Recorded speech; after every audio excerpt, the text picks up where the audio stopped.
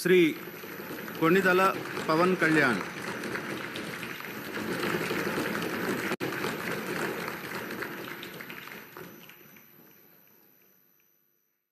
కొణిదెల పవన్ కళ్యాణ్ అనే నేను శాసనసభ సభ్యుడిగా ఎన్నికైనందున శాసనం ద్వారా నిర్మితమైన భారత రాజ్యాంగం పట్ల నిజమైన విశ్వాసం, విధేయత చూపుతానని, భారతదేశ సార్వభౌమాధికారాన్ని, సమగ్రతను కాపాడుతానని, నేను స్వీకరించబోయే కర్తవ్యాన్ని శ్రద్ధాశక్తులతో నిర్వహిస్తానని దైవ సాక్షిగా ప్రమాణం చేస్తాను.